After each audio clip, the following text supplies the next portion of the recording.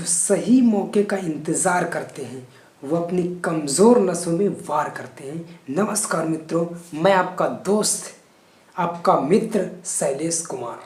आज बात करते हैं उस महान शख्सियत के विषय में जिसको हर व्यक्ति, हर मोटिवेशनल स्पीकर, हर इंसान, हर युवा जानता है और उसके विषय में बताता है, कहानी लिखता है और कहानी सुनता है, उसके विषय में बहुत कुछ जानता है।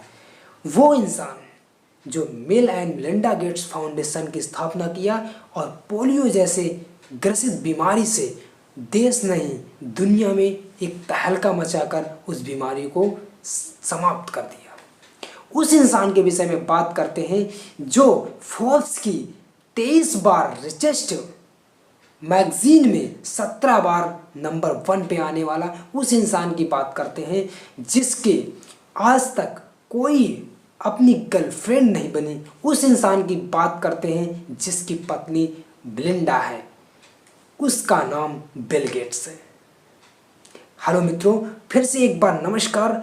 आज बात करते हैं बिल गेट्स के विषय में। आपने बहुत सुना होगा उसकी अच्छाइयाँ, उसकी बुराइयाँ, उनकी आदतों, कुछ हैबिट्सों के बारे में। हर इंसान के अंदर कुछ ना कुछ अच्छाइयाँ होती हैं।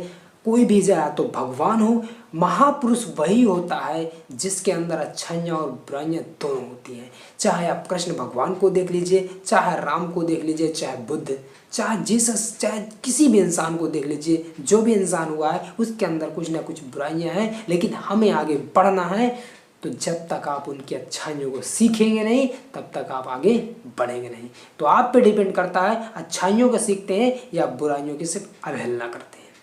तो उनकी पहली हैबिट्स थी जो थी अति सक्रिय बनो, हाइपर एक्टिव बनो। हाइपर एक्टिव का मतलब जब उन्होंने पहली बार जब सुपर कंप्यूटर का निर्माण हुआ था तो वहाँ पे जो प्रसिद्ध पॉपुलर इलेक्ट्रॉनिक कंपनी थी वो अपने कंप्यूटरों को निर्माण करके यहाँ मार्केट में उतार रही थी। तो उस समय वहाँ पे जो प्रोग्रामिंग लैंग्वेज पढ़नी थी तो उसके लिए वो सोचे थे, बिल गेट्स जी सोचे थे कि अगर इसमें हम लैंग्वेज को डालते हैं तो ये मार्केट हमारा होगा। लेकिन उनको लैंग्वेज आती नहीं थी तो उन्होंने एलन पाल के साथ मिलकर एक सॉफ्टवेयर कंपनी की स्थापना किया। अब उसके लिए उन्होंने सीखना शुरू किया, रात दिन मेहनत की, कुछ वहाँ पे रहकर, कुछ उनको बाहर भी जाना पड़ा उस लैंग्वेज को सीखने के लिए। लेकिन वहाँ पे वो उपलब्ध थे, वो सही मौका, सही टाइम, सही वक्त था। लेकिन उस समय और भी तो वहाँ पे लोग थे।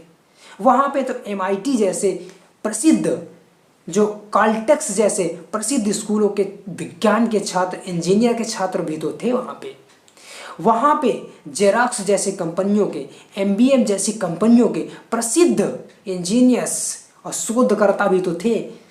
सरकारी वहाँ पे इंजीनियर्स थे वो भी तो मौजूद थे। उस समय हजारों लोग मौजूद थे, लेकिन सिर्फ एक इंसान ने उसके विषय में सोचा, उसके विषय में आगे डिसीजन लिया, उस लैंग्वेज को सीखने में आगे मेहनत की। क्योंकि जो अच्छे मौके का इंतज़ार करता है वो पीछे रह जाता है। तो मौके का इंतज़ार में, वक्त के इंतज़ार में वक्त को बर्बाद मत कर। वक्त के इंतज़ार में वक्त को बर्बाद मत कर, वक्त को अपना बनाने के लिए पुरुषार्थ कर। तो उन्होंने लैंग्वेज को सीखा और सॉफ्टवेयर कंपनी की स्थापना करके एलन पाल के साथ, और उस सॉफ्टवेयर कंपनी के साथ उन्होंने प्रोग्रामिंग लैंग्वेज को अपने डेवलप किया। तो उनका वो जो गुण था वो था अति सक्रिय बनो।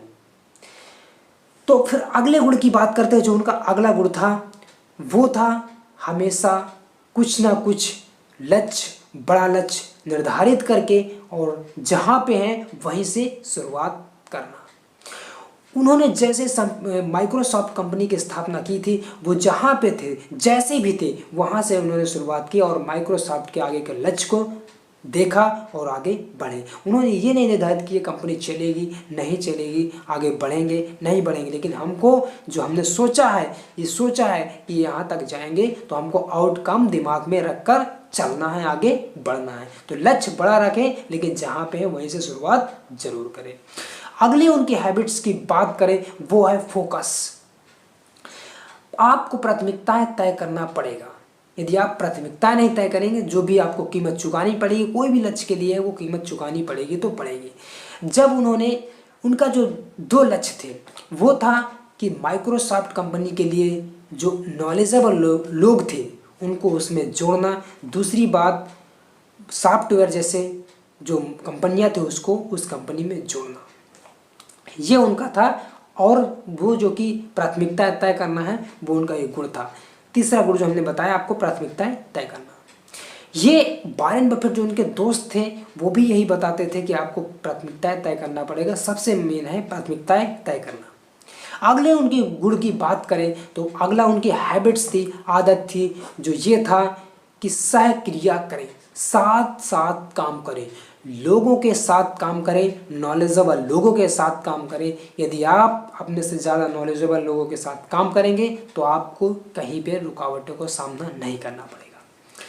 तो उनका ये था, जैसे ही उनकी कंपनी डूब रही थी, उनकी कंपनी गिर रही थी, तो जैसे वॉरेन बफेट है, उनको नॉलेज है, उनके विषय में लोगों सीखा, समझा और जाना, और फिर उन कहते हैं ना, एक एक दो होता है। हमने फॉर्मल एजुकेशन में पढ़ा है, लेकिन आप पारिवारिक जीवन में या इंडस्ट्रियल जीवन में या व्यापार में आप देखेंगे तो एक एक दो नहीं होता, एक एक तीन होता है। क्यों? एक विचार आपके पास और एक विचार किसी और के पास है। यदि आप उसको एक विचार देंगे, वो आपको दूसरा विचार देगा, तो आपके पास 2 विचार हो जाए, क्योंकि एक आपके पास पहले से उपलब्ध है, दूसरा आपका जो वो व्यक्ति दिया है। और दोनों लोग मिलकर एक नए विचार सोचेंगे तो तीसरा विचार होगा। तो एक एक दो नहीं, एक एक तीन होता है। तो ये आप उनका तीसरा था, सहक्रिया, साथ साथ वर्क करना। 5वें गुण की बात करें तो हर तरफ जीत की सोचें। यदि आप सीखेंगे नहीं तो जीतेंगे नहीं।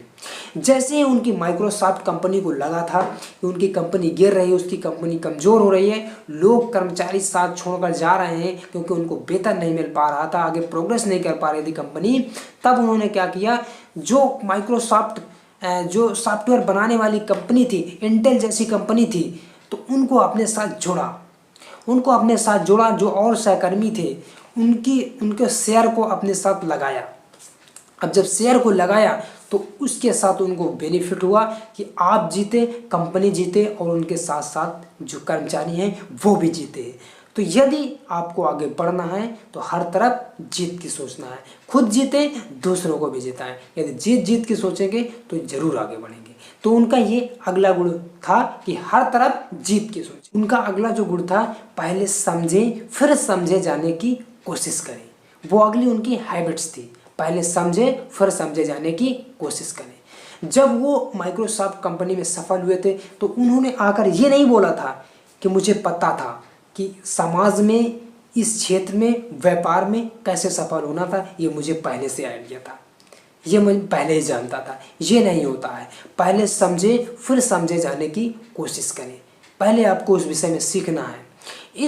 इसके भी, इस टॉपिक के विषय में एक स्टोरी के माध्यम से समझने की कोशिश करते हैं। एक बार एक डॉक्टर के पास एक पेशेंट आया। वो डॉक्टर के पास पेशेंट आया, जब वो डॉक्टर के पास पेशेंट आता है तो उसको आंखों की प्रॉब्लम्स होती है, आंखों की दिक्कत होती है, उसको कम दिखाई देता है। वो वहाँ पे आता है और जब आता है तो डॉक्टर ने उसको अपना चश्मा उतार को दे देते हैं। जब चश्मा लगाता है व्यक्ति तो डॉक्टर साहब पूछते हैं, आपको इस चश्मे से कैसा दिख रहा है? वो बोलता है कि सर इसमें तो मुझे कुछ नहीं दिख रहा, समझ में नहीं आ रहा, कुछ धुंधला जैसा दिख रहा है। नहीं, इस चश्मे, मेरे पास 2 चश्मे हैं, अगर आप इसको सही से लगा कर देखेंगे, इसको मैं 10 साल से लगा रहा हूँ, मैं आपको ये चश्मा दे दूंगा, देखिए। वो बोलता, सर मुझे कुछ नहीं दिख रहा है, समझ में नहीं आ रहा, धुंधला सा दिख रहा है। तो सकारात्मक नज़रिए से देखिए, सकारात्मक नज़रिए से देखिए, आप बस अच्छे से सोचिए उसके विषय में, सत्य सोचिए, जरूर दिखेगा आपको। मैं इसको आज 10 साल से लगा रहा हूँ, आप बोल रहे दिख नहीं रहा। तो वो व्यक्ति बोलता है, सर यदि अगर मैं सकारात्मक नज़रिए से बोलूँ, सत्यता की बात करूँ, तो इससे मुझे कुछ नहीं दिख रहा है। क्योंकि डॉक्टर ने उस व्यक्ति की प्रॉब्लम नहीं समझा था, वो अपने नज़रिए से देख रहे थे। क्योंकि मैं इस चश्मे को 10 साल से लगा रहा हूँ, मुझे दिख रहा है तो इनको भी दिखेगा, ऐसा लग रहा था। तो इसलिए पहले समझे फिर समझे जाने की कोशिश करें। ये इनकी अगली हैबिट्स थी। उनकी जो अगली हैबिट की बात करें, धार को पैना करो। आरी की धार को हमेशा पैना करो। आरी की धार को पैना करने का मतलब है अपने नॉलेज को बढ़ाते रहना। जैसे ही वो माइक्रोसॉफ्ट कंपनी को चलाते हुए उन्नत कर रहे थे, उन्हें कुछ दिक्कतें आ रही थी, कुछ प्रॉब्लम्स आ रही थी, कुछ इरिटेट हो रहा था, उनको ऐसा दुख महसूस होता था, उनको उलझने फील होती थी, तो वो क्या करते थे, प्रसिद्ध लोगों की उससे रिलेटेड व्यक्तित्व विकास के विषय में कुछ बुक्स पढ़ते थे, जिनसे उनको उसके विषय में थोड़ा सांत्वना महसूस होता था और नॉलेज मिलता था आगे बढ़ने के लिए। तो हमेशा आरी की धार पैना करने का मतलब है अपने दिमाग को हमेशा आगे कुछ सीखते रहना, उस एरिया के विषय में सीखते रहना जिस एरिया में आप आगे जाना चाहते हैं। तो ऐसा नहीं होता है कि मन अंते चित अंते, आप पाना चाहते दूसरा और ध्यान दूसरी तरफ है। Interested, committed, repeated. अब इंटरेस्ट दूसरी तरफ है, कमिटमेंट दूसरी तरफ है और अचीवमेंट दूसरी तरफ है। तो कैसे हो सकता है? तो ऐसे नहीं होना है। आपको जिस एरिया में आगे जाना है उस एरिया में आपको आगे बढ़ना है, आगे सीखना है, आगे जानना। ये फिर से एक बार मैं इनको रिवीजन करता हूँ। पहली हैबिट्स की बात किया था हमने कि हमेशा आपको अति सक्रिय बनना है, हाइपर एक्टिव बनना है। उनकी दूसरी हैबिट्स थी, जिस हैबिट्स को हमने बताया है कि अपने से ज़्यादा नॉलेजेबल, हर तरफ नॉलेजेबल लोगों का मतलब है जीतने की कोशिश करें, हर तरफ जीतने की कोशिश करें। तीसरी हैबिट्स की बात करें कि हमेशा सहकर्मियों को सहक्रिया साथ साथ काम करें। अगली हैबिट्स हमने जो बताई थी वो फोकस रहें, फोकस रहना पड़ेगा। दूसरी अब चौथी हैबिट्स, पांचवी हैबिट्स की हमने बात किया। पहली हैबिट्स हमने जो बताई आपको वो ये थी कि आपको अति सक्रिय रहना पड़ेगा। दूसरी हैबिट्स हमने बताई कि आपको अपने से ज़्यादा नॉलेजेबल अर्थात सहक्रिया वर्क करिए, साथ साथ काम करिए। तीसरी हैबिट्स हमने बताई लक्ष्य बड़ा रखिए, जो भी आपका लक्ष्य है, और शुरुआत वहीं से करिए जहाँ पे हैं। जब शुरुआत करेंगे तो ज़रूर आगे बढ़ेंगे। चौथी हैबिट्स हमने बताई कि प्राथमिकता आपको तय करना है, जो भी बिना कीमत चुकाए कुछ भी नहीं हासिल होता है।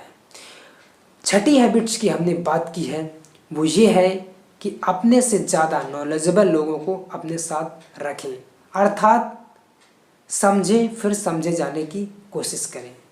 अगली हैबिट्स हमने जो बताई है आरी की धार पैना करना।